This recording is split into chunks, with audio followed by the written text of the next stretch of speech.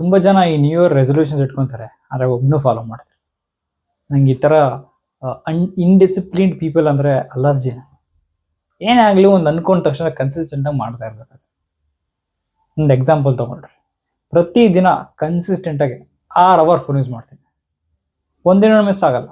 Max ವರ್ಷದಲ್ಲಿ ಒಂದು 5-6 ದಿನ ಮಿಸ್ ಆಗ್ಬೋದು. ಯಾಕಂದರೆ ಅವ್ರು ಟಿ ವಿ ನೋಡ್ತಾ ಇರ್ತಾನೆ. ಡಿಸ್ಟ್ರಾಕ್ಷನ್ಸ್ ಎಲ್ಲರಿಗೂ ಇರ್ತವೆ. ನಂಗೂ ನಮ್ಮಮ್ಮ ದಿನ ಬೈತಾ ಇರ್ತೈತೆ. ಆದರೆ ಕನ್ಸಿಸ್ಟೆನ್ಸಿ ಇಂಪಾರ್ಟೆಂಟ್. ಇವನ್ನೆಲ್ಲ ಬಿಟ್ಟಾಕ್ರಿ, ಓಕೆನಾ? ಸೊ ನಿಮಗೋಸ್ಕರ ಸ್ವಲ್ಪ ರಿಸರ್ಚ್ ಮಾಡಿ ನಾನು ಯಾವ ಥರ ರೆಸೊಲ್ಯೂಷನ್ಸ್ ಇಟ್ಕೊಂಡ್ರೆ ಜೀವನದಲ್ಲಿ ಮುಂದಕ್ಕೆ ಹೋಗ್ತೀರಾ, ಯಾವ ಥರ ಇಟ್ಕೋಬಾರ್ದು, ಇದ್ರ ಬಗ್ಗೆ ಎಲ್ಲ ಸ್ವಲ್ಪ ರಿಸರ್ಚ್ ಮಾಡಿದ್ದೀನಿ. ಸೊ ಆ ಪಾಯಿಂಟ್ಸ್ ಹೇಳ್ತೀನಿ. ಇಷ್ಟ ಆದರೆ ಫಾಲೋ ಮಾಡಿಕೊಟ್ರೆ ಅಂದರೆ ಬೇಡ.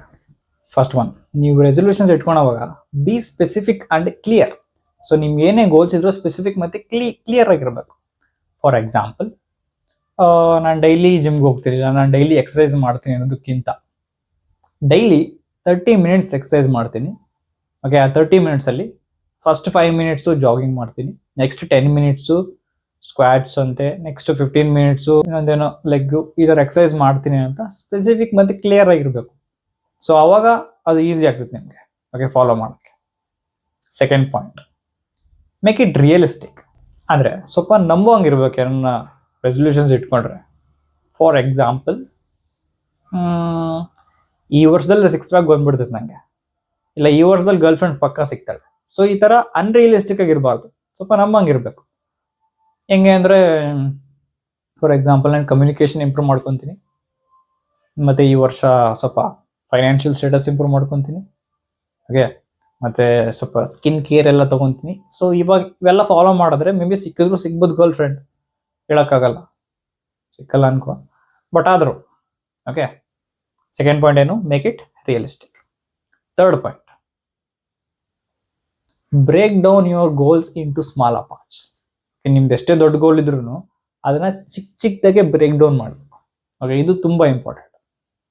ಯಾಕಂದ್ರೆ ನಾವು ಅದನ್ನು ಇಗ್ನೋರ್ ಮಾಡಿಬಿಡ್ತೀವಿ ಚಿಕ್ಕದೇ. ಇವತ್ತೊಂದಿನ ಹೋಗಿಲ್ಲ ಅಂದರೆ ಏನಾಗ್ತದೆ ಜಿಮ್ಗೆ, 1 ಗಂಟೆ ಫೋನ್ ಯೂಸ್ ಮಾಡಿದ್ರೆ ಏನಾಗ್ತದೆ, ಒಂದು ಮೀಲ್ ತಿನ್ಬಿಟ್ರೆ ಏನಾಗ್ತದೆ.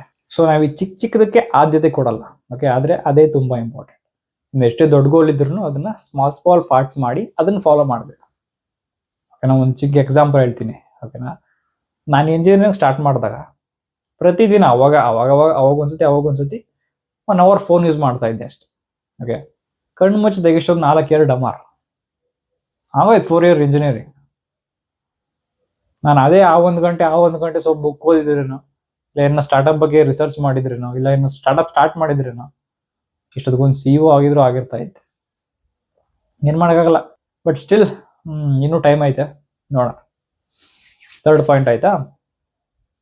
Fourth point, okay, write down your goals. ನೀವೇನೇ ಗೋಲ್ಸ್ ಇದ್ರೂ ಬರೀಬೇಕು. ನೀವು ಮೈಂಡಲ್ಲಿ ಎಷ್ಟು ಬೇಕಾದ್ರೂ ಇಮ್ಯಾಜಿನ್ ಮಾಡ್ಕೋಬೋದು, ಓಕೆನಾ? ಆದರೆ ಆ ಬುಕ್, ಒಂದು ಪೆನ್ ತೊಗೊಂಡು ಒಂದು ಬುಕ್ ಮೇಲೆ ಬರೆದ್ರೇ ಅದಕ್ಕಿನ್ನ ಒಂದು ಸ್ಟ್ರೆಂತನ್ ಬಂದಂಗೆ ಆಗ್ತದೆ, ಓಕೆನಾ? ಸೊ ಅದಕ್ಕೆ ಒಂದು ಪೆನ್ ತೊಗೊಂಡು ಬರೆಯೋವಾಗೂ ಮತ್ತೆ right that in present tense. For example, ನಾನಿವತ್ತು ಒಳ್ಳೆ ಹೆಲ್ತಿ ಫುಡ್ ತಿಂದೆ, ನಾನಿವತ್ತು 1 ಅವರ್ ಜಿಮ್ ಮಾಡಿದೆ, ಓಕೆ, ನಾನಿವತ್ತು 10 ಪೇಜಸ್ ಆಫ್ ಬುಕ್ ಓದಿದೆ. ಈ ಥರ ಪ್ರೆಸೆಂಟ್ ಟೆನ್ಸ್ ಅಲ್ಲ, ಆಲ್ರೆಡಿ ಆಗಿದೆ ಅನ್ನೋ ಥರ ಬರೀಬೇಕು, ಓಕೆ. ಮತ್ತು fifth one, final one, journaling. ಅಂದರೆ ಸಿಂಪಲ್. ನಿಮ್ಮ ಹತ್ರದಲ್ಲಿ ಯಾವ್ದಾದ್ರು ನ್ಯೂಸ್ ಚಾನಲ್ ಇದ್ದರೆ ಅಲ್ಲಿಗೆ ಹೋಗ್ರಿ, ಜರ್ನಲಿಸ್ಟ್ಗೆ ಒಂದು ಅಪ್ಲಿಕೇಶನ್ ಕೊಡ್ರಿ, ಓಕೆ. ಸಾರಿ, ಚೆನ್ನಾಗಿಲ್ಲ ಜೋಕು, ಓಕೆ, ಬಿಟ್ಬಿಟ್ರೆ ಜೋಕು. ಜರ್ನಲಿಸಮ್ ಅಂದರೆ ನೀವು ಡೈಲಿ ಏನೇ ಕೆಲಸ ಮಾಡ್ತೀರೋ ಅದನ್ನೆಲ್ಲ ಒಂದು ಕಡೆ ಬರೆಯೋದು, ಓಕೆ. ಡೈಲಿ ಆಗಲಿ ವೀಕ್ಲಿ ಆಗಲಿ ಅದನ್ನು ಮಾಡಬೇಕು. ಯಾಕಂದರೆ ಅದು ಮಾಡಿದಾಗ ನಿಮ್ಗೆ ಅರ್ಥ ಆಗುತ್ತೆ ನಿಮ್ಮ ಗೋಲ್ ಕಡೆ ಹೋಗ್ತಾ ಇದ್ದೀರೋ, ಇಲ್ಲ ಅಂದರೆ ನಿಮ್ಮ ಗೋಲ್ ಕಡೆ ನೀವು ಕೆಲಸ ಮಾಡ್ತಾ ಇದ್ದೀರೋ ಅದ್ರ ಬಗ್ಗೆ ರೀಚ್ ಆಗೋಕ್ಕೆ, ಇಲ್ಲ ಸುಮ್ಮನೆ ಟೈಮ್ ಪಾಸ್ ಮಾಡ್ತಾ ಇದ್ದೀರೋ, ಓಕೆ, ನಿಮಗೆ ಅರ್ಥ ಆಗುತ್ತೆ, ಓಕೆ. ಸೊ ಜರ್ನಲಿಂಗ್ ಅನ್ನೋದು ತುಂಬ important habit that most of the people, successful people will follow like me, okay. Next, so ಇದು 5.